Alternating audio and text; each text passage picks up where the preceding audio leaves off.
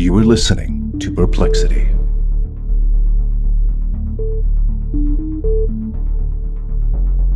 One day, Ken and Debbie are messaging Lucas again, and somehow the year that Ken and Debbie are living in, 1985, comes up. Lucas says something very strange. He said, I thought you were also from 2009, like your friend who brought the box of lights. Pray? 2109. Yeah, 2109. So Ken is like really confused by this message. He's like, a friend of 2109. And so he's like, okay, maybe Lucas is confused. He thinks I'm from like the wrong year. Maybe he forgot. We've talked about so many things. So Ken kind of writes back like, who is 2109? And then Ken gets a message with a writing style that he has never seen before. This is not Lucas. The message read, quote, "We are sorry that we can give you only two choices. One, that you either have your predicament explained in such a way that you have instant understanding, but cause what should not happen. Or two, try to understand that you three have a purpose that shall in your lifetime change the face of history. We, 2109, must not affect your thoughts directly, but give you some sort of guidance that will allow room for your own destiny. All we can say is that we are all part of the same God, whatever he or whatever it is." End quote. That's really Whoa. scary. Oh, creepy. Even Lucas is like, what's going on? Lucas is like, this is weird. I thought you were awesome from 2109. Wow. That's not that far away. That's only like 80-something years away. I was thinking about that as I was researching this. I was like, would I be alive potentially when I when mean, it's maybe. 2109? I will be very dusty if I'm still Yeah, around. right? There's medical advances every day, so possibly. True. Yeah, I'm curious if like 2109 is ever going to be of any significance in the future. I'm sure it will be. But like you guys caught on to, this message is very ominous. Yeah. And the way that Ken and Debbie explain it is that the second 2109 came through, the tone was very different. The style was obviously very different.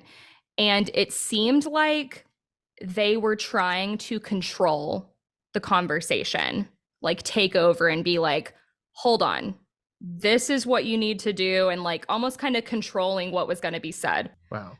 So really quick, is this 18 months of never turning the computer off, one constant thread of conversation on like, am I right in thinking that, or has this been multiple pulling out and just starting fresh, like daily or weekly? Every couple of weeks to couple of months, they would return a computer and check out a new one. And sometimes Ken would be out of town for a couple days at a time. So this is like pretty sporadic. But it's obviously very stretched out over a period of 18 months. Okay. Yeah. Okay, so had Ken's borrowed computer opened communication not only to the past, but maybe to the future? Ken and Debbie also continued to experience the poltergeist activity, including now strange symbols found written in chalk all around the house, including one that appeared to be Lucas's name. And there is a picture in that slideshow of this chalk. And Wow. if one of you guys could describe this picture, and then I will explain it. It almost looks like, Elvish. I was going to say Arabic. Yep. Yeah, it's definitely a language, Or but it's also Hebrew. like, it's very hard. I mean, I can't read it, obviously. Right. Hopefully Peter. Is it in English? It's Is in it? Latin. Okay. Oh, okay. It's in Latin. So they see the word mortem.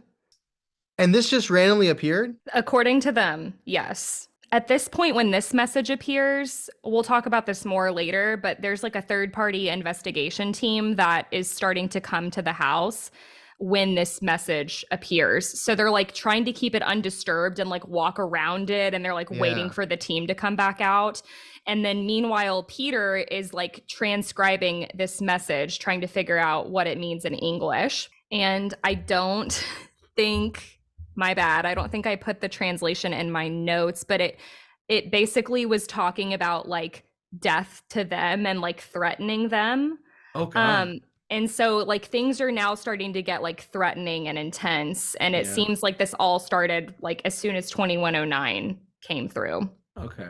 Interesting. I feel like Peter is, you know, that Charlie Day meme with the strings. Yes. I feel like that's Peter right now, just like Like we'll solve it. So is the belief, because obviously Lucas in the 1500s didn't have a computer. So if Ken believe this to be true, is the idea that Lucas is a spirit currently in their house who has access to their computer right now, but just feels like is bringing the mental feels like they're still in their time period and is responding that way, but is typing like I don't know what like Lucas is going through. Almost makes me feel like it's never been Lucas. There is no Lucas, and it is just oh the no. 2109. There It's is like no a Ouija board. You Lucas. can't trust who you're talking to. Like, what if it was the 2109 the whole time? It's scary. It's all scary. That's really scary though. I feel like he's like building this relationship with this guy, just two dudes from the past and the future, and then there's this other thing. yeah, it makes you feel like 2109 was there the whole time, and that's why maybe facts were wrong because they weren't actually there. Well, I mean, they might have been if they're, really bad things that have been around forever, but they don't have time to fact check. They're trying to terrorize shit. Yes. So I'm not going to give everything away yet, but Tyler is asking very, very good questions. So I will say, Ken and Debbie at this point are starting to speculate if 2109 can do this and like take over the computer. Can 2109 also manipulate the messages that LW, Lucas Wainman, is sending? And maybe that's why some of the facts were wrong, because they don't want them to like figure out who this LW person is. Does that make sense? Yeah. Like Yeah. almost hiding the identity to make it more confusing. It's funny. 2109 is just the address like next door. He's just asking about the neighbor. And then you asked about like how LW is interacting with the computer. Yeah. So that's fun. the way that Lucas explains it to them is that basically one day in the walls of his home, this like disembodied kind of like TV screen, but of course he would just describe it as a light, kind of fuzzy, appears on the wall. And he doesn't really know what to make of it, and he's trying to figure out how to interact with it. And they also think maybe that's why some of the messages were misspelled when he was first sending things in, because he's trying to like figure out how to send things. As far as like what typing looked like or how they sent things, I don't know. My understanding is it's just like a blinking light, but the interacting part kind of confused me. But he's also like alive in his time period, right? Yes. I bet there's a lot of barley and cheese not getting done. Oh, sure. With his life. He probably types the way my dad types, where you just get the pointer finger out. Hey, there's nothing wrong. That's why it takes him weeks to get these messages out. Nothing wrong with that, okay? It's just Home how some keys. people- So all of this ultimately is becoming really intense for Debbie. She's continuing to see like these shadow figures in the house, and she's also starting to get like shoulder taps and hair pulling. Things are like grabbing her shoulder. It's really, really freaking her out. So she decided to rent a house nearby just to kind of like get a break from the craziness. Her and Ken, my understanding, are still together, but they're like fighting a lot. And she's like, listen, I can't continue to be in this house. So she's staying in this rental house. And at this point, their friend Nick moves out as well. So Debbie is in this new house. Ken's like at the house alone. Debbie also started doing some more digging on the Dodleston Messages, though. So even though she's not at the house, she's still like helping. So one of the things she did is she pulled some maps out of the area, and she learns that their house was built on a ley line. Do you know what a ley line is? Yeah. You can explain it that like, Yeah. I'm sure there's listeners that don't. A ley line is an alignment drawn between two structures that spiritualists a lot of times believe can harness energy. So for example, Stonehenge was built on a ley line. Mhm. So they're like, if this house is on a ley line, maybe it's like this perfect area, kind of like a vortex that can, let these spirits come through or allow these crazy things to be happening, like time travel. Debbie started having strange experiences in her new house. She was hearing tapping sounds, having her hair pulled, feeling physical pressure, and anytime she was alone, she felt like she was being watched. Debbie also started to have dreams about Lucas. Whoa. Debbie would describe these dreams as feeling incredibly real, more like well-structured events, more concrete than dreams. In these dreams, she felt like she was traveling back in time to interact with Lucas. And the dreams are like extremely detailed in Ken's book, but just to kind of summarize, because again, there's so much to the story. The fireplace in the Meadow Cottage, it seems like kind of served as this portal, because like every time she has dreams about being in Lucas's cottage or home, she enters through the fireplace. So she's like walking through the fireplace, sees him, and is like just talking to him like a normal conversation. Whoa. Wow. What is Luke Charlie? reported about that? You know this. What is it called when you fast travel in Harry Potter through the? Portkey. Oh. No. Mordor? Flu. No, it's it starts with an F. What is it? Flu powder. Yeah. Yeah. Oh yeah. Like the green fireplace. Some Harry Potter shit. Yeah. Yeah. You said Mordor. I You did. caught that. Yeah. I was gonna let it slide. It's all good. That so essentially, it's a little bit of an attachment because she left the house, but she's still experiencing. Well, things. I mean, that's the thing about dark entities, right? Is they haunt people, not places. The what? Mhm. Dark entity, like Dark entities. Okay, I didn't. Anyway, so maybe that's what this is. Maybe you're right about the 2109. Maybe this is some kind of demonic force, and she is moving into the oppression stage. It's 2,109 demons. Jeez. Oh It my still god. takes some weeks to type. You're Well, a and what legion. I was kind of wondering when they were seeing the shadow figures in the house is like, could that have been Lucas? Oh yeah. Because he's in the same area, but in a different time, and he's trying to like interact with the environment. So it's like, was Yeah. he trying to come through? They got to ask if Lucas has 6 toes. That'd be crazy if like Yeah. Peter found out about that in a book Yeah. or something. Well, and so when you were talking about like it walking up the wall, I kind of wondered if like, because allegedly this LW person lived on this land, it's like maybe in his dimension he's walking flat, but there it's like up their wall. Oh, yeah. You know what? That's a good point because like you think about it being like equal or like an exact match where like the ground is the ground or this wall is this wall. But even you hear like when like a ghost walking through a wall or like walking the way things used to be. Like obviously the wall wouldn't be a floor, Mhm. you know, in the past, but I think that's a good point. But kind of like the upside down in Stranger Things. Oh Yeah. yeah. I do want to throw it again. Maybe this could be some kind of like fae. Like because it does kind of seem like a giant prank.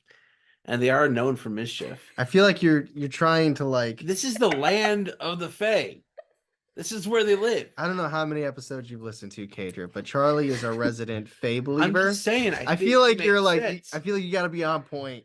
You're like I got to represent the podcast No, well, so I got to no, I'm bring just Fae saying- up. like it makes sense. It seems like they're almost like I don't know. I don't think it makes sense, but I You never love do. You never I do, though. It's believe okay. I believe that you believe that I- this could be a Fae. I'm glad you did. 'Cause I do. I did do. a story recently on fairies. Wasn't folk. that like your last episode or Yeah. So these dreams that Debbie's having, the other thing that's really interesting, and I'm not going to get into all of it, but she gave these like detailed, extremely detailed descriptions to Ken for his book of the dreams. She could recall everything that was spoken, where things were in the room.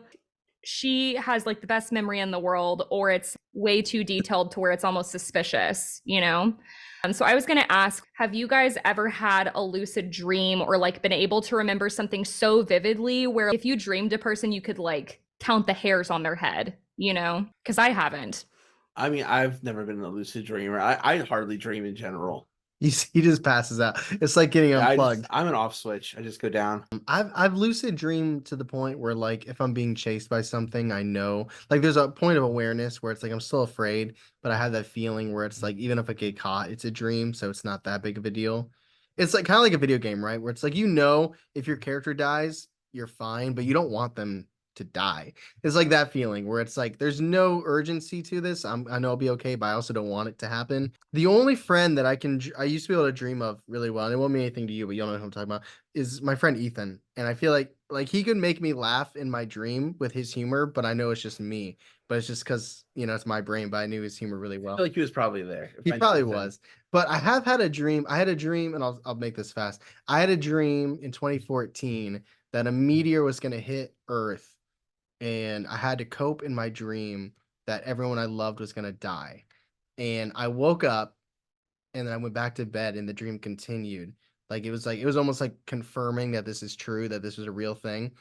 And I remember for 2 days after that, I was so down and depressed. It's not really lucid dreaming because obviously I believed it to be true, but that's been the most realistic and impactful dream that I've ever had. It's like I legitimately had to cope with losing my loved ones and that everyone was going to die. So it's like, even though I woke up and I'm conscious, oh, I have to go to grad school. Oh, I have this, I got to make dinner. It's like my body still had physically coped with the fact Okay. that that this was gonna happen. So it was more of Yeah. a feeling, right? It'd be like if you found out someone crashed and they were, got in a car accident, they were in the hospital, and you knew they were okay, but you still dealt with that scare. It's like I Okay. had that, but it was just a dream, which realistically you want to be like, wasn't real, it was fake. But it's like I couldn't shake it for 48 hours. That makes sense. As you were saying that too, it reminded me my mom has astral projected before Oh. unintentionally. And I remember I shared her story on my podcast, and I'm remembering now she was able to describe everything in the room, every detail. Maybe this was an astral projection that Debbie experienced, or an extremely lucid dream. And basically, when Debbie is having these dreams, and I didn't fully mention this at the beginning, Lucas has been kind of flirting with Debbie. He's telling her she's attractive, a fair maiden. And so in these dreams, which would continue, she would dream about Lucas a lot. He's basically flirting with her. All of the conversations between them are outlined in the book. So I'm just can you imagine telling your significant other this, hey, boyfriend, I just had this dream about this guy and he's flirting with me, and oh, he held my hand, and here's all these things that happened. I would find some way to beat up this ghost. He let me ride the horse, a real horse. Yeah. Yeah, he unplugs the computer. He's like, we're done. Got you, Luke. Debbie would also hint at a growing intimacy between herself and Lucas. So some people say that a lot of the detailed messages or interpretations of the dreams, they're of the spicy variety. Oh, okay. Gee. Yeah. So it's getting really intense. Wow. Okay. Cheater. Pumpkin eater. Kind of. Barley eater. Barley eater. Cheater, barley eater. I can't believe that. I'm so mad at Debbie right now. I feel like that's a whole different demographic though. That's gonna be really into this book. Yeah. It turned into a romance novel. Yeah. A 10-hour romance novel. I feel like there's a movie about that though. Isn't there a movie where a lady has a pottery date with a ghost? Oh, it's Ghost. Ghost, yeah. Yeah. I was thinking of her for a second. I was like, but Oh, okay. that movie That's- creeped me out. Her? I thought it was Yeah. kind of sweet. I don't know. Walking Phoenix. Yeah, Walking Phoenix. Maybe if I watched it now and I don't know, being in these rabbit holes more, I would like it. But I feel like it came out when I was in high school, and I remember thinking it was really weird. I think now would be even worse because there's so much AI stuff. So it'd be like, oh, this is too close to home. Ooh. So she's not attributing these shadow figures and getting touched on the shoulder to Lucas though, right? Is she thinking that these are separate? So As far as you know, obviously you're not Debbie. yeah, so. no, I know that there was this specific question in that longer podcast I listened to, and at least one of the instances she felt like it was Lucas. But then there were other times the hair pulling and stuff where she was like, Lucas wouldn't do that. There was another story of a pipe falling from the ceiling one time and hitting her in the head, and things falling all the time. And she was like, Lucas wouldn't do that. So they were like, maybe that's 2109, Yeah. So just to kind of recap, basically, there is now a three-way conversation between a farmer from 1546 named Lucas, an entity from the future that speaks in third person, and Ken and Debbie from 1985. 2109 also kind of took over the conversations, like I said before, and they somehow realized at one point 2109 had been altering some of Lucas's messages. Ken and Debbie would decide that they needed to research Lucas's approximately 300 messages. Regarding the research of their friend, the teacher, Peter Trinder, a lot of analysis of Lucas's messages was done using the Oxford English Dictionary. According to Trinder, Lucas's vocabulary was authentic to or before the 1540s, though the grammar was sometimes idiosyncratic. Peter Trinder allegedly concluded the messages appeared to be genuine, even telling the media that he found the messages to be believable. And I watched the interview with Peter, and he's like very charismatic and like very likable. And I feel like it's always different researching this, typing all of it up, and then like actually seeing these people. And so I have some pictures of, I should have included one of Peter too, but there's some pictures of Ken and Debbie in the slideshow. Ken's I had to hunt for. This is when he's much older. It's slide 4. And this is from 2011 when he was giving a TED Talk on economics. Listen, he coaches the Kansas City Chiefs. I'm sorry. Imagine Andy Reid with a British accent, though. I don't know what they call cheeseburgers in the UK. Travis, you need to catch the ball. Quit turning the ball over. But this is That's hold on. Andy Reid. This Am I is- right? Yeah, Okay, thank you. but he was giving a speech about economics because he was a economics teacher. Yes. Do they know about the alien stuff or the ghost stuff? They're just like, let's ignore that. So Ken only did one interview on this ever, and it was in the 90s. And then he published his book, I think, in 89, did that interview, and then was kind of like, I'm putting all this behind me. Debbie is still to this day pretty, I don't want to like dox her, but pretty easy to find. Very active online, including like some forums about the Dodleston Messages. She was in love. That's why. Right? She was in love with this guy. I feel like that's the only reason that you would like still be trying to figure this out. I feel like she genuinely was in love with him or extremely, extremely fond of him, had some type of attachment. So Debbie's in the 5th picture with her saxophone, and she's also in the 10th picture with the computer. The saxophone picture's a better picture. This is so 80s, the hair for sure. Yeah. Part of why she hasn't done other interviews too is because what she went through was very hard for her Yeah. to like Sure, process sure. and come to terms with. It took her a really long time just to even be able to talk about it. She said even now it's still hard to talk about, but she can't help but be curious and keep searching. Well, that's fair. That's fair.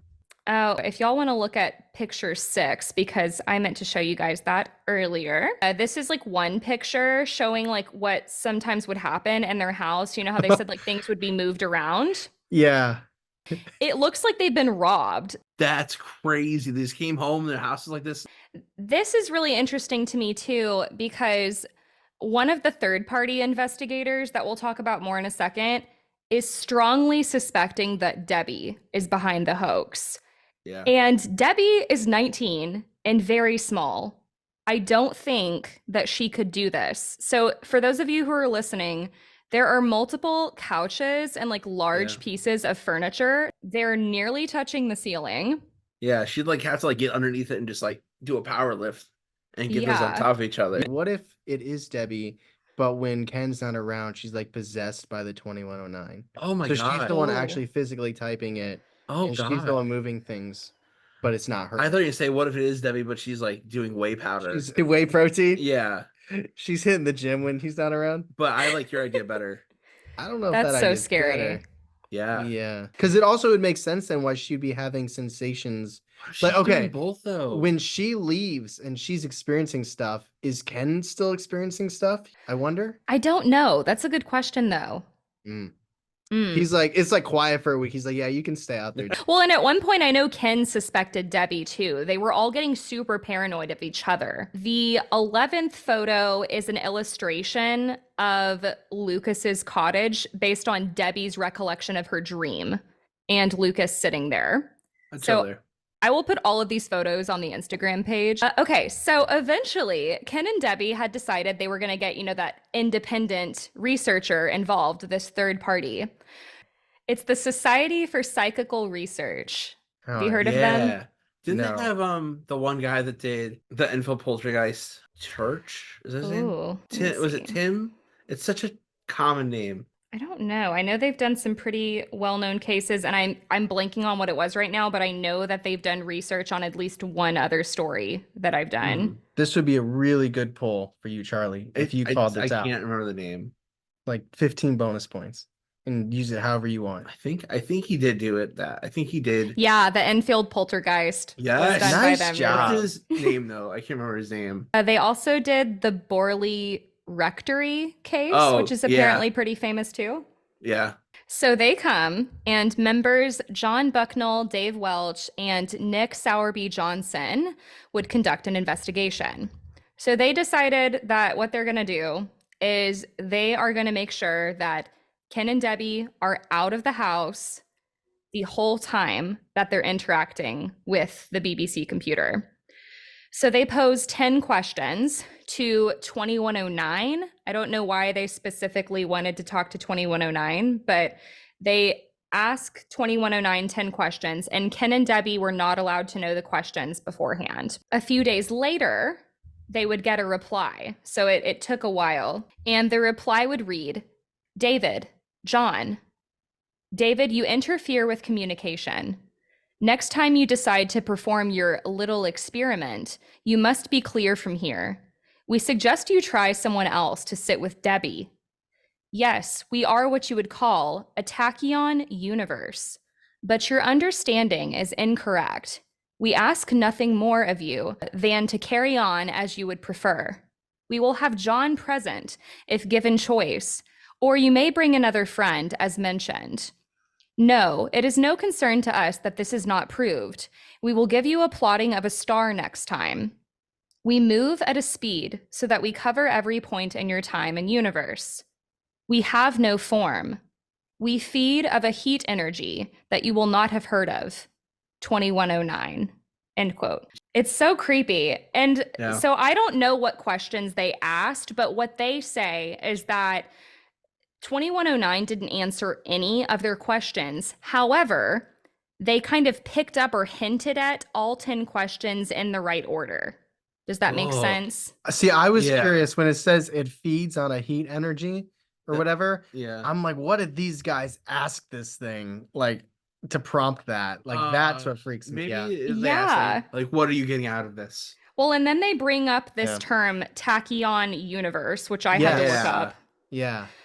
And so a tachyon universe is like, it's hypothetical, but Oh. scientists theorize about it. And it's basically this hypothetical particle that only travels at speeds faster than light and requires infinite energy to slow it down to the speed of light. Wow. So they're saying they live in this, what to us is theoretical, insanely fast universe. Like they travel faster than the speed of light. It's almost Oh like my Interstellar, like the end of Interstellar, where he's in the black hole. Yeah. Yeah, spoilers, I guess, for that old movie. It's so creepy though. So is this like? I guess the question is this ghosts, or is this aliens or extra dimensional creatures linking Right. two worlds? Right. Yeah. I feel like there's so many alien elements to it. And so Yeah. I thought it was interesting that, like, in all of the sources I read, they just talk about like poltergeist and time travel. And I'm like, no one's talking about aliens. Yeah, I feel like it's tough to like change the lens when you start listening to an episode or you're reading something, like if you think it's a haunting, it's hard to imagine it not being a haunting or like a cryptid or, time travel.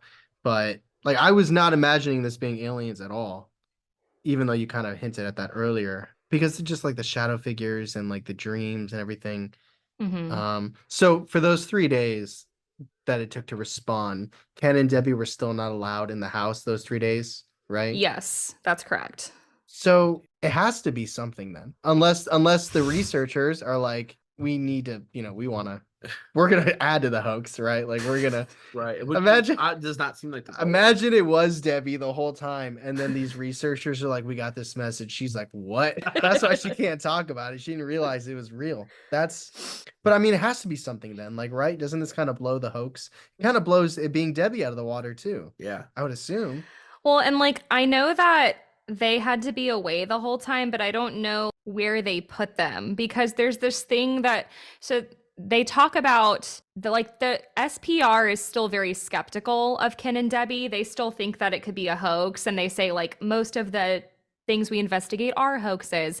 And one of the things they speculated is that microphones could have been planted throughout the cottage to let Ken Oh. and Debbie know the questions. Okay. But the questions were not read out loud. So how Okay. would they know the questions? So, Right. well, then the Society for Psychical Research is like, well, maybe the sound of the keys being pressed would allow them to deduce what we were typing, which What? like They put a piano underneath the keyboard, so like Yeah. the ding there. That was a B flat, so they hit That's a insane. R. Like the only other thing I could think is like she snuck into the other house, crawled through the crawl space when they weren't there, It's all the but she spiders. still doesn't know the questions. yeah, exactly. It's just way too elaborate. Like I don't if this was a hoax, I feel like it had to have been a group effort. I feel like so many people would have had to have known about it and been involved, and even then that still doesn't explain everything to me. Right. Yeah. So what if 2109 is possessing people, right? Like you said. Yeah, And that's true. and then it possessed the people researching without them even realizing and answer the question that way. Well, that still means it's not a hoax then. Yeah, oh no, Mhm. no If it's not I'm aliens. well beyond thinking this is a hoax. There's always like that one detail where you're skeptical, but then something happens and you're like, I don't know. I'd like to think Yeah. this isn't just some group like, let's get together and make us be famous forever. I was okay imagining it being Debbie or someone in the house, but if they're gone, they have no way of finding out what the questions are. A legitimate team is researching this, and then this happens. I mean, something's going on. Yeah. This exact detail is what made me think like there's no way Ken and Debbie could have done it. But the SPR's investigation was a failure. They weren't able to prove or disprove anything. And in the media, the SPR would say, clearly, if this case is a hoax, then the two teachers are the prime suspects. I believe it is Damn. also possible that a third party is responsible. I would have loved to prove it was genuine. It would have been the most unique phenomenon ever recorded. Something or someone is doing it. It was not the job of the SPR to point the finger. End quote. So what did they discover that made them think like what made it a failure on their part? Like what I did know. it didn't answer the questions, sure, Right. but like I don't understand like what was the variable that to them led to it being a failure? That's a really good question. So we're gonna talk about why this is so limited in a second. So like hold that thought. Okay, gotcha. Good question though. So this kind of confused me though, because like the SPR comes out in the media and says this, but then according to Ken contacted the SPR to obtain the formal report from the case. When he contacted them, the SPR claimed there was no record of any such case. Investigator John Bucknell had also disappeared and no one could reach him. That is terrifying. That's horrible. There was also no record of anyone named David Welch affiliated with the SPR.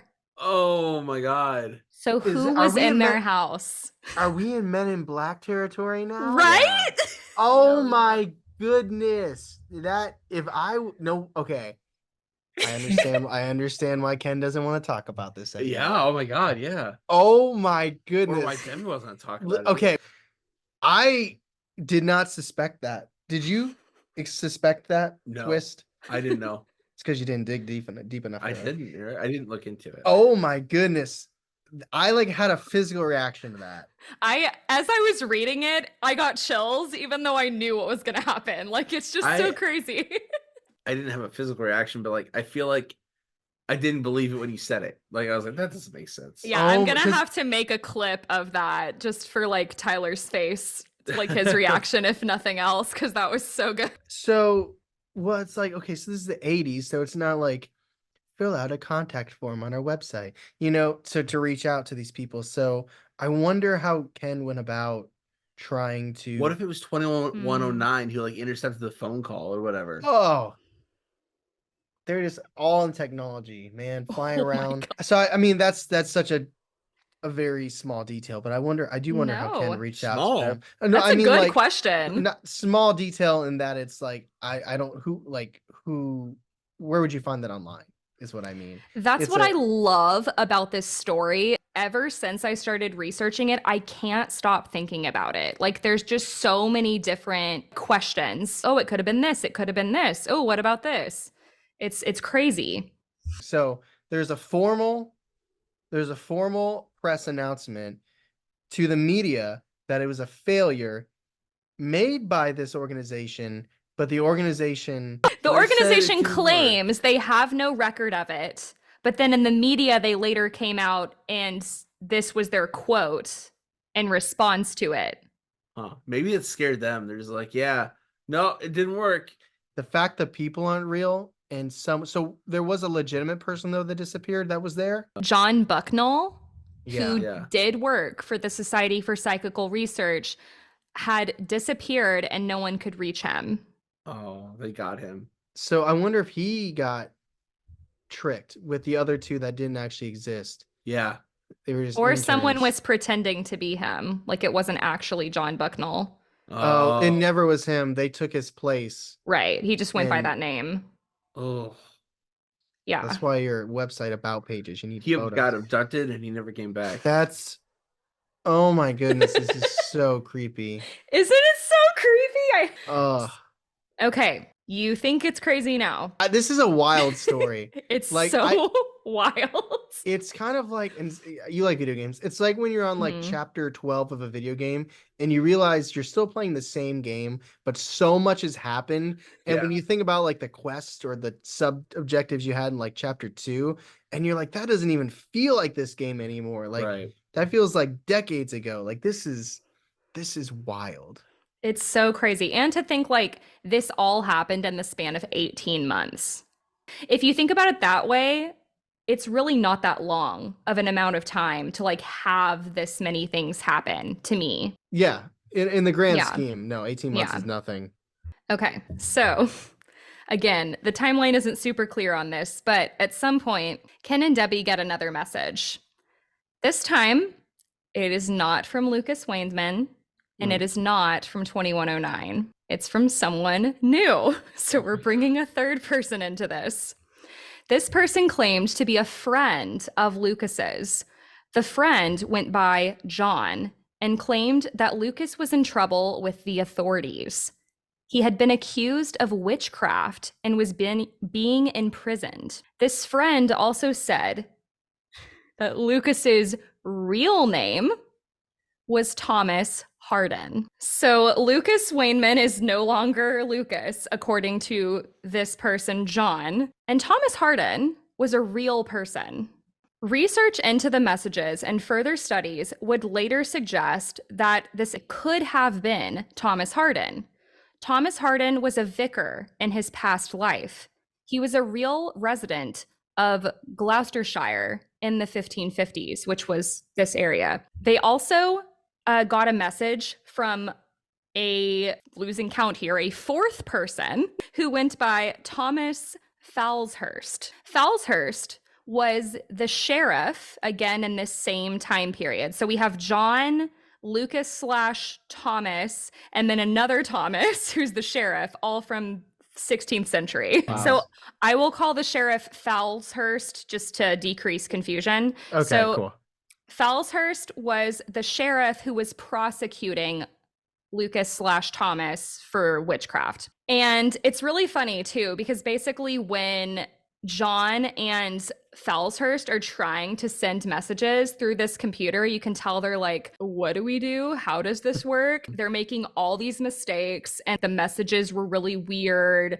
They would take a long time to come through. So that also made me think that like interacting with it was not user friendly. It's They also like 2 other people that have been using this thing in his house, right?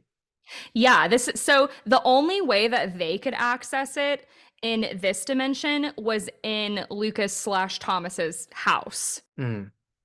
Kind of like in Ken and Debbie's dimension, they could only access the computer in their house, you know, in the kitchen, like a fixated thing. But this is like a disembodied light on the wall. Mm-hmm. That's Wow. crazy. So basically, to make a long story short, Falshurst, the sheriff, was kind of a dick, and he was like threatening Ken and Debbie because he was like, you know, you guys are devils. What are you doing? This is witchcraft, and we're gonna kill your friend. Lucas slash Thomas is gonna be hung. And ultimately, this went on for the span of months. They didn't get to talk to Lucas. He was in prison. But what ended up happening is Ken and Debbie convince Falshurst that they're like these powerful like gods, and they were like scaring him like, if you don't let our friend go, you have no idea what we're gonna unleash. And then the sheriff quickly let Lucas slash Thomas out of prison. Wow. See that fact, because if this is 2109, they know that Ken and Debbie don't have that power. Right. So that almost gives legitimacy that they really are talking to, you know, somebody from the past.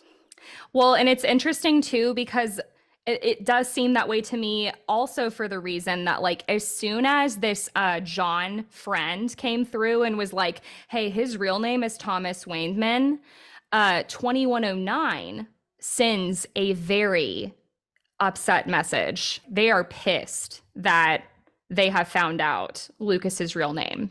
The message from 2109 read, quote, "We have reason to believe you have Lucas Wayneman's true name. If this is correct, you must say so we can rectify the problem immediately before it is accepted," end quote. What does that mean? That means they're about to off Lucas. He's donezo. Yeah. Wow. So with all of this going on, Ken and Lucas are like, okay, or Lucas Thomas, you know, they're like, we need to communicate more privately. Lucas slash Thomas gets this idea, and he tells Ken to put a pen and paper next to the computer. The next morning, Ken would find a written message from Lucas, an elegant and archaic writing. But this time, he signed the message with his real name, Thomas Howardon. How could that even be? How would he know? Like, how does he know that the pen and paper will be there? You know, it's... Well, he can see into the house, you know, because he can see the that's pictures, true. and That's true. he sees them walking around, and he can hear them because he's talked like, "What strange words thou speak." It's like they're haunting each other. Yeah. So another investigator briefly was a local UFO researcher named Gary Rowe. And they found out about Gary Rowe because, according to Ken, 2109 sent them a message and named Gary Rowe and was like, you should contact this person and he'll help you find the answer. Ken reaches out to Gary. Gary agrees to come. And his experiment was putting his questions or messages in a sealed envelope on top of the computer and asking 2109 to respond. The responses from 2109 were then printed without reading them. So Gary takes these like printed writings, and he doesn't show any of this to Ken. According to Ken, after Gary would review 2109's messages, he started acting very strange. He got secretive about the contents of the letters and left.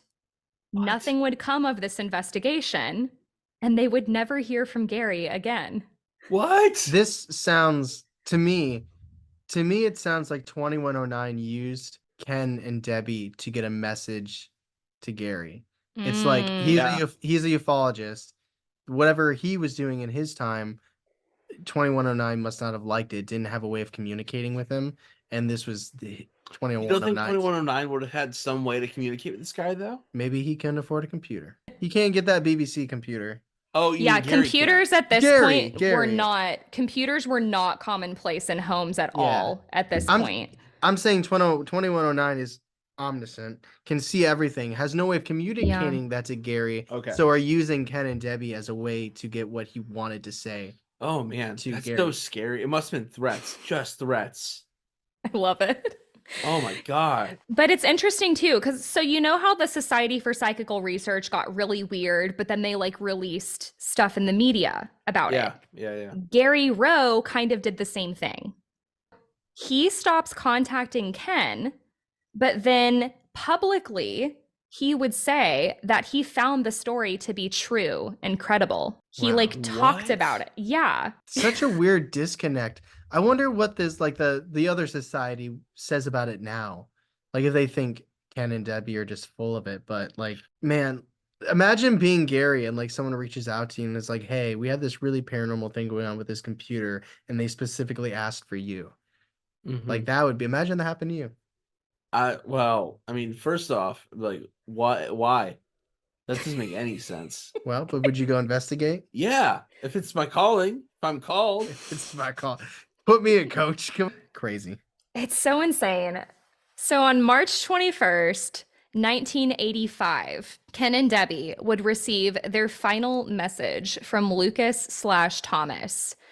He would send a final message saying his goodbyes. Over this time, Ken, Debbie, and Lucas had grown very fond of each other. They were very good friends. So this was Yeah, I like know. heartbreaking for them. And my understanding is the reason that they stopped talking is because Thomas, Lucas, whatever, basically said that like he had to stop talking to them. He couldn't keep doing this for like safety reasons, or that it was like their mission was complete.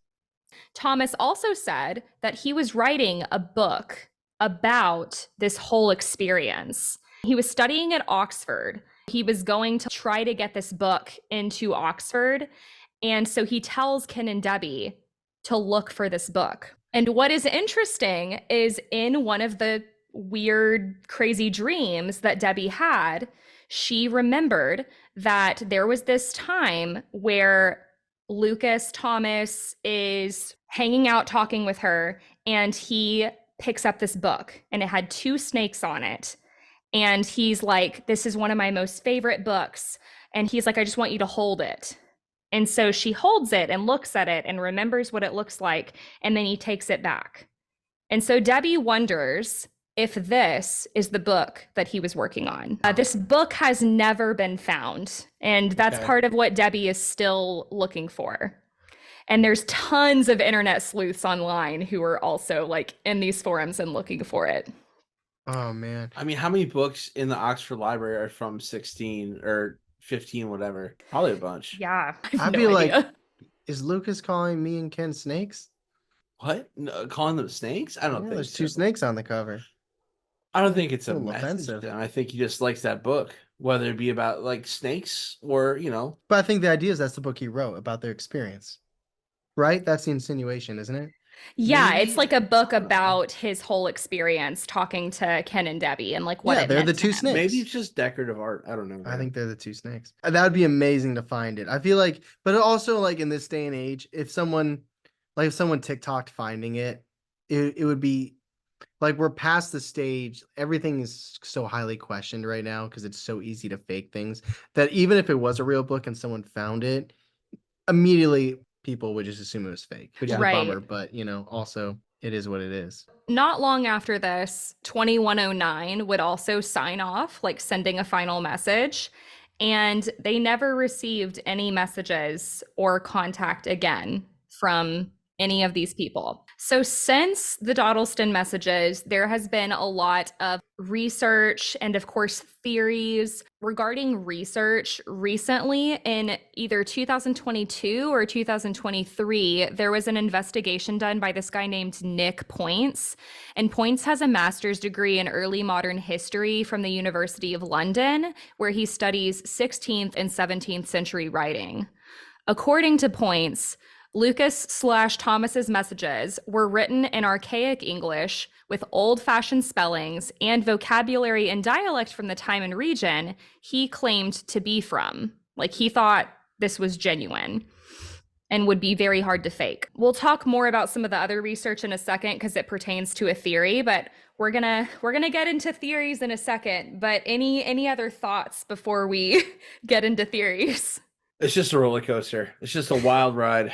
I've had so many convictions in so many different ways. Like, it was like, okay, Debbie's being possessed, or at first it's like it's her or Nick doing it. And then is she being possessed?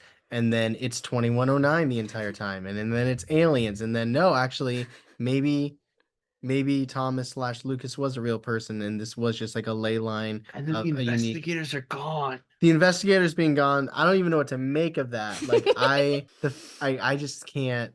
Twice, two of them. I do think that they used them as a way to get to that Gary guy. What is it? The SCP or Society of SPR. Research. SPR.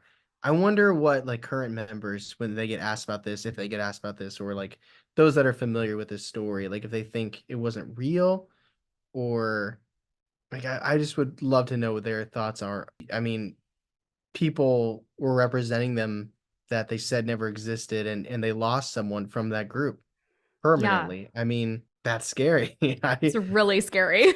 Yeah, there's just so much to wrap your head around in this story.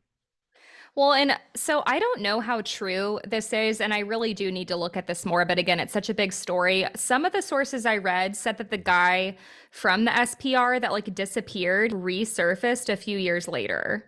So I don't know if that's true, but there were some sources that said that. And then there were others that were like, he disappeared and was never seen again. So I don't know. Okay, so theories. One of the most common theories is that it's a hoax. You know, it could have been Ken or Debbie.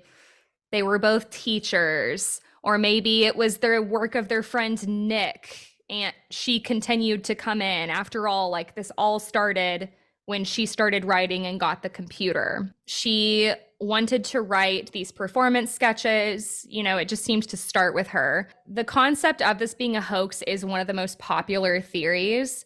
Ken Webster had read up extensively on psychical research as well. So some people say this was like to help him carry out a hoax, but other people say he was just like genuinely trying to research what he was experiencing. Mm-hmm. You know, they don't say when he was researching it. I do question why he was researching so much that when even Ken thought it was a hoax.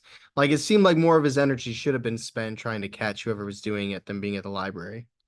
I just don't know how it could be a hoax. But now that we know that the SRP wasn't truly involved, right? Like, it's no longer this reliable researching group because they claimed they had nothing to do with it. So if the people there, if that whole thing was staged, then it could lend itself to being. But they did put out a press statement saying it's believable. But that wasn't really them though, right? The SPR put out a statement believing that it was a hoax. The people who said it was believable were the ufologist, Gary Rowe, and then Peter Trender, the like teacher who helped them with all of it, and then that Nick guy from like last year. Okay. Yeah, the SPR people that had the quote weren't quote real, right? That's what was confusing to me. Like, from what I gathered, the people who went into the home were not actually with SPR except maybe this John person. But then the real SPR made a statement in the media about it, saying that it was a hoax. According to Ken, like, to be fair, the only person that we got this information from, like, these people were not actually with the SPR, is Ken. As far as we know, Ken is the only one. Does that make sense? Like, Ken's the one who's saying, I called and this, but like no one else has verified that. Okay. I still think it's very hard. There's so much going on. I don't think it can be a hoax. But we don't have any outside reliable witnesses, which is a bummer. Yeah. And I know that like they had this friend, John, that would come over and play instruments and stuff with them, a different John.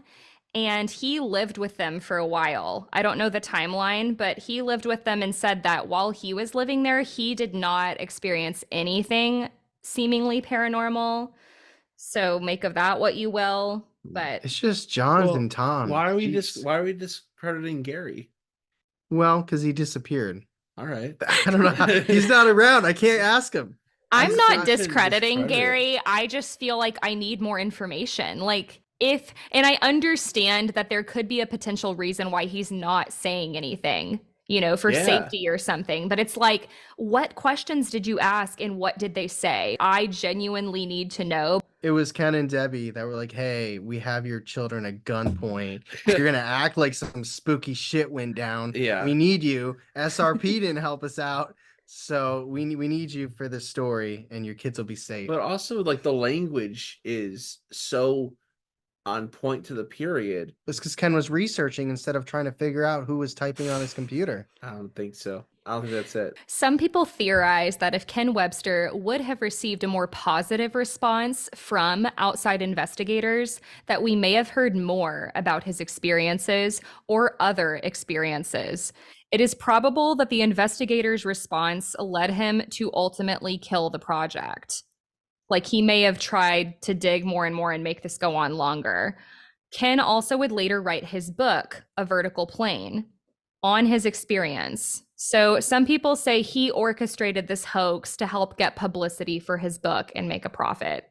But I don't really buy that. I don't buy that either, because he's not milking it now. Right. Like, there's Right. people, like, he would be going on interviews and YouTube, shows and podcasts.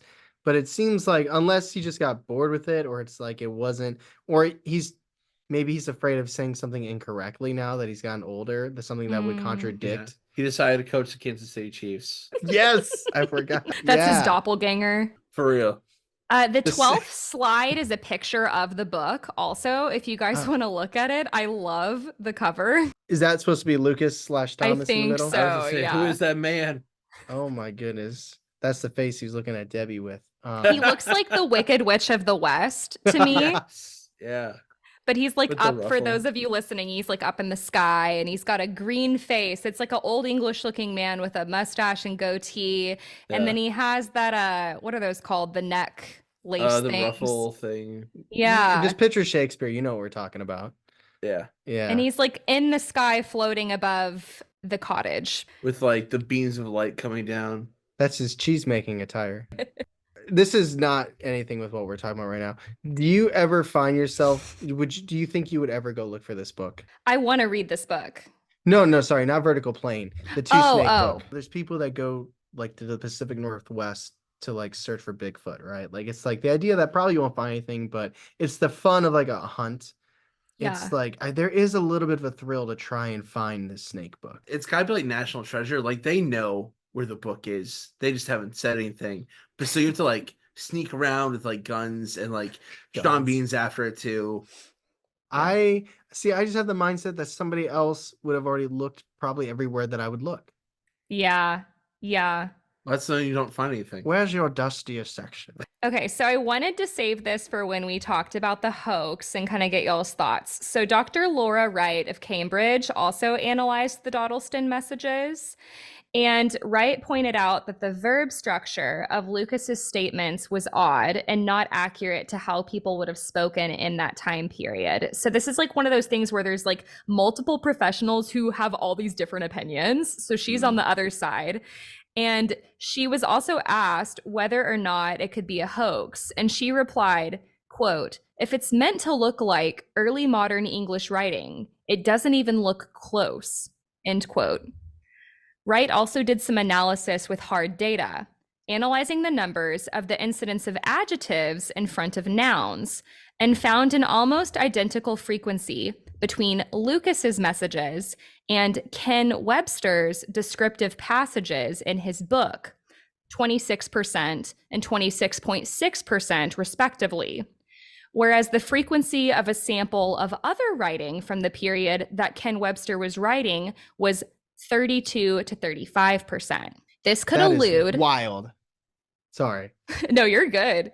This could allude to Webster being the one who wrote the Dodleston Messages. Ken Webster unsurprisingly denied these claims and also pointed out that the writings they analyzed were only a 300-word sample, so not exactly a large sample size. Any thoughts? The details of that analysis between Lucas's and Ken's is insane. I feel like it's circumstantial. Yeah, I agree it's not a large sample size. And also, not like I understand we're talking about, centuries of time between languages. Mhm. But imagine someone who's 18 in school right now, right? If somebody 200 years from now found a research paper that they wrote, and then they also found their text messages, they would probably conclude that this was not done by the same person. You know what I mean? Yeah. Yeah. Like, and I'm not saying that's one way or the other makes me feel like this is real or not real. I just mean that, like, there's so much context to it where the way Lucas might be responding to these situations might be different than how he would write in his normal day life. That doesn't, I guess, affect the fact that it looks in ways like Ken's writing. But I just imagine like those text messages that people send now versus like if you were taking your time to write it properly or whatever. I mean, Yeah. there's definitely some differences there, but Right. Yeah. I feel like the sample size is what got me. Working in healthcare, we always are like looking at research articles very critically. Whatever the research is, you want to make sure it's like evidence-based, it's a good sample size, it's non-biased. I would have liked for her to have like analyzed all of the messages and all of Ken's book. I feel like that would be so much more convincing to me versus it just being like one message.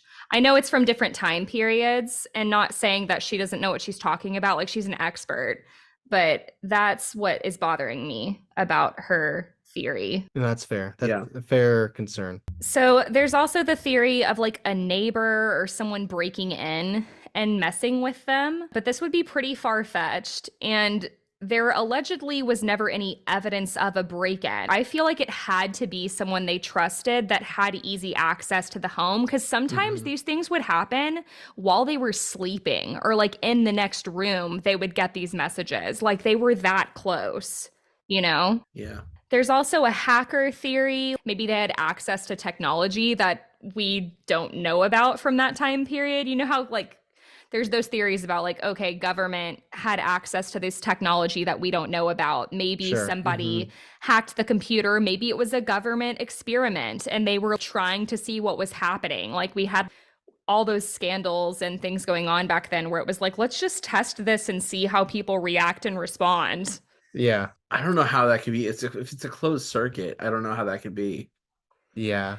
Yeah, I don't know. The only reason I kind of thought about it is because of like the Men in Black scenario where Yeah. it's like, you know, they're coming in and it's like, oh, they're not actually those people. So it's like maybe they knew how to hack the computer and I don't know. But the problem with this theory is that Webster borrowed the computer from a school, at least with the technology we know of in this time period. Nothing could be retained in this computer once it was turned off. There was also no way of sending the messages remotely as the computers did not have any type of modem. So another theory is that Ken, Debbie, or Nick were responsible, but unconsciously. So you kind of talked about this earlier. The most common theory with this is that maybe they were unknowingly using psychokinesis to create poltergeist effects and carry on a fantasy communication with the computer people. So they're not being possessed, but they are unknowingly creating the occurrences to happen. Yeah, kind of like a body. tulpa. Yeah. That's gonna be pretty strong psychokinesis to move all the furniture on top of each other. That's the things I keep forgetting about. Like I get so Yeah. stuck on like the messages in the computer that I There's forget so that they're, much. they're seeing shadow figures, there's footprints, furniture's getting moved. There's these weird chalk writings in Latin all over the Yeah. floor. I need a whiteboard here with like a bullet point Some of all the registry. stuff that's Yeah. happening because I forget about it afterwards. Like I'm moving on to the next thing. There's just too much. It's so much. Okay, so now we get to what I know are going to be y'all's and also my favorite theories. So if we put on our tinfoil hats and have some fun, we could theorize all of this could be true. Webster speculated that 2109 might be explained in terms of advanced physics. After all, they mentioned this in their message, a tachyon universe. To remind listeners, the tachyons are a hypothetical particle that travels faster than light. This could raise the possibility that 2109 did not exist on Earth in the future, but was communicating from another plane. There's also the block universe theory. Have you guys ever heard of this? No. No. Okay, I hadn't either, but apparently Einstein was like a big part of this theory.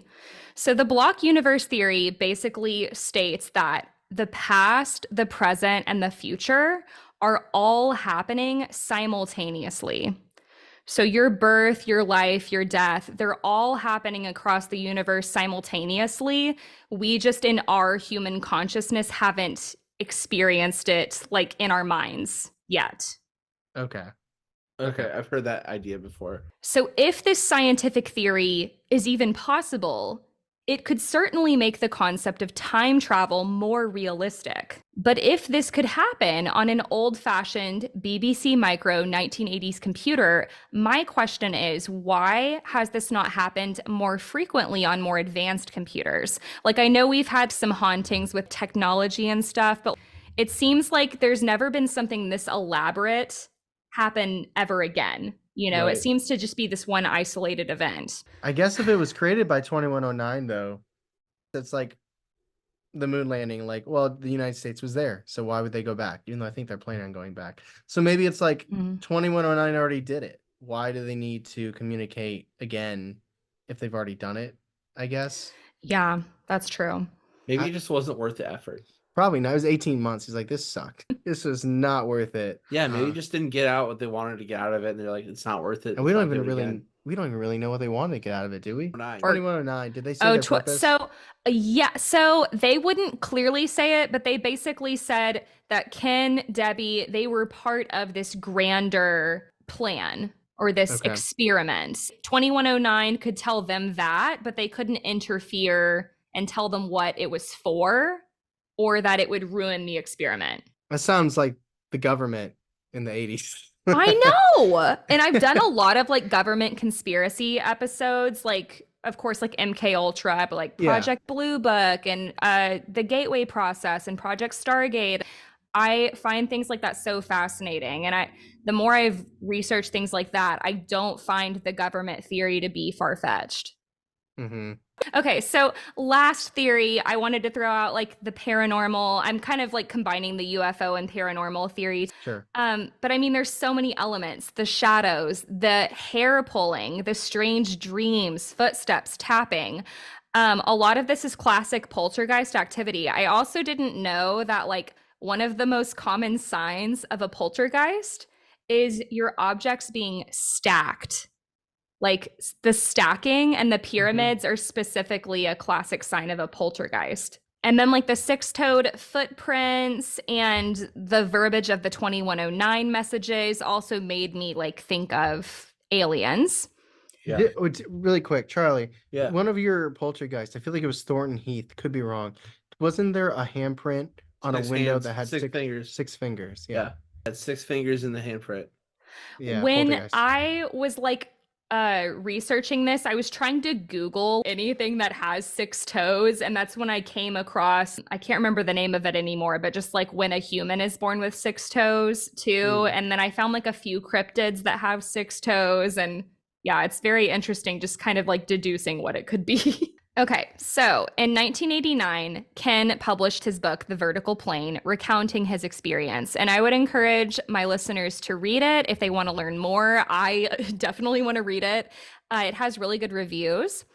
So something interesting here as we're wrapping up. In the book, which was published again in 89, Ken mentions a couple of things that 2109 told him. Things that were not true at the time, but could be true today. Ken mentions how 2109 told him that Fermat's last theorem could be solved, a theorem proposed in 1637 that was studied by mathematicians for over 300 years. No one could solve it. But in 1995, several years after the book was published, Andrew Wiles published his first successful proof of Fermat's last theorem. 2109 also gave coordinates to a star that they said would be important to mankind in the future. Years later, a quasar, Quasar, was found at those coordinates. A quasar is a supermassive black hole that grows rapidly, and they're really important to like astrologists because it helps them predict different things in the stars. Lastly, do you guys remember the sheriff that arrested Thomas? Yeah. Mhm. So turns out there was actually a sheriff by that name that was living in Cheshire during that time period. And then, like I said, like Thomas was a real person during this time period as well. So just some really interesting truths to this story. So we may never know if the Dodleston messages were nothing more than a hoax or something paranormal, extraterrestrial, or other dimensional. But this story is very unique, and it is certainly perplexing. And that is the story of the Dodleston messages. So I, first of all, want to thank Tyler and Charlie, Believing the Bizarre, for coming on this small independent podcast. You guys are one of my favorite podcasts. It means so much that you came on. And for those of my listeners who have not heard of your podcast, where can they find you guys? You can find it anywhere. You're listening to a podcast right now, so Wherever you you're listen to this doing that podcast, is the same place you can find ours. Charlie. Yeah. Someone's listening to this podcast and they've never heard of us before. Where would Okay. you recommend they start? What episode? Oh, geez. Do this every time. Episode Sault Ste. Marie. The Sault Ste. Marie, a Yeah. listener's submission. It's a good one. It's funny. It's scary. I like that one a lot. That one is interesting because you see the effects. It's the episode that shows the effects of a haunting, not like the I got scared, but like the how it can ruin relationships And in your live. life. It's amazing. Which makes me now always think about that in hauntings. Like I was joking about it, but you know, like the mailman or Debbie's mom. Like I feel like since that episode, I now think about like, not only are they dealing with this paranormal thing, but are they going to work all the time? Are they using their sick days? How is their mental health? Like Yeah. things I never really thought So what about. about you? What's the episode you recommend? That's a good question. You know Oh what? yeah. Sounds so fun when it comes back. I'm gonna say a short, you know, because you don't got a lot of time to invest in a new podcast if you're gonna find out if you like it or not. I'm gonna say The Abduction of Antonio Villas-Boas. Sounds fun. It's like 28 Ooh. minutes. It's like popcorn. That's It's an fun. older If episode. you don't like that one, you probably won't like us. That's fair. You having Oh. us on your show, I don't want to forget that, or like we end and then that I don't say that. But we really do appreciate Yeah. you having us on. This is so much fun. You're a great storyteller. You're a great podcaster. It'll be exciting to see where this goes. But what a crazy story. But sorry, you can go back to. Thank you so much. Yeah, no, thank you. That really does. That means a lot. Doing this podcast by myself and starting in 2022, it's hard when like I do most recordings by myself. And so I kind of can get in I get in my own head and I'm like, would they feel the same way as I tell this? How am I going to make this compelling?